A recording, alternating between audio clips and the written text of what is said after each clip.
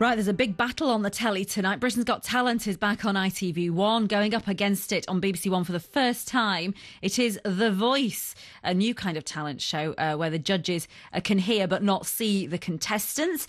One of the judges is Danny O'Donoghue, the singer-songwriter from The Script. Good morning, Danny.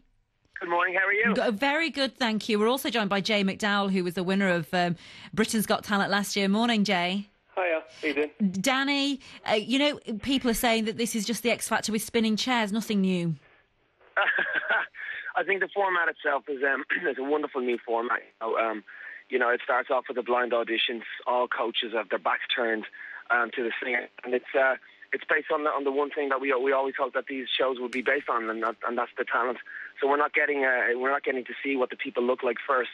Because it's always been about when you hear a great song on the radio, you think about the singer and the song. You don't think, what size are they, or what do they look like, or what colour is their hair. And we're keeping very, very true to that premise in the early rounds. So it's a sort of kinder version of the X Factor, if you like, a warmer, kinder, cuddlier version.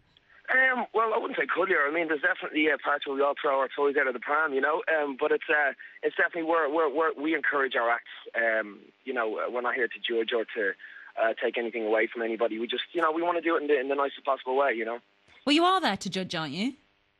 Well, we're there to coach. We're not there to judge, well, the viewers actually in the end, the viewers in the end can vote, can't they? But you are there to coach them. Yeah, absolutely. We're there to put our arms around 10 contestants and then try and negotiate their way through to get 5 of them to live rounds, and then that's when it goes out to the UK so they can vote. Well, Jay, you won Britain's Got Talent last year. On the front of the Daily Mirror, both of you will have seen it, and it's on all the papers. There's a face-off. Then there's a picture of Tom Jones and Simon Cowell, and Cowell is accused of chewing up and spitting out talent. Jay, sorry, what?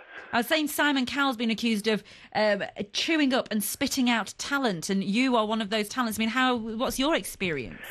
I had a great experience on the show last year, and it was an awesome thing to do. And I think, for it to be a year on from being on the show to now, I've done that much amazing stuff. But then, to be fair, the likes of The Voice, I think would be a better show. If I had the chance to go in that last year, I probably would have picked it over. Really? Yeah, probably. I think because I like the idea more. I think that because I like the idea of being able to sing and not have to worry about what you look like or how you dress or whether you've got that kind of. Yeah, you're right. It's a fantastic format. Yeah. And one that 104. I think we've seen 104 contestants over the period of the first few auditions, and it was such an amazing experience. We asked everybody, why The Voice? Why not other talent shows? And they said that exact same thing. They said that for fear of being ridiculed, for fear of ending up on the editor's floor, or for people taking them at face value. And that's such an astonishing thing that, there's a pool of talent in the UK right now that hasn't been tapped in for fear of all those things. And I would just think that I think the UK is not ready for this talent show. I really don't. And again, I wish I had the opportunity to roll back and go on The Voice, because it's amazing. But is it a bit short? Just finally, is it a bit short-sighted though to say the looks shouldn't matter? It is an industry where it is all about image, and it is about the voice as well. Yeah, it's about image, but it's not about the perfect image. An image can be an image no matter what size or shape it is. Let's all hope that we get David Bowie's back in the industry, and the people like him who didn't. When I say image, not the perfect image. You don't have to be blonde hair, blue eyes to be a singer. Or have the perfect size 8 figure. There's people and acts that are out nowadays that are just smashing it out of the water, and they're not your conventional looking pop star. And that's kind of what we're trying to prove here.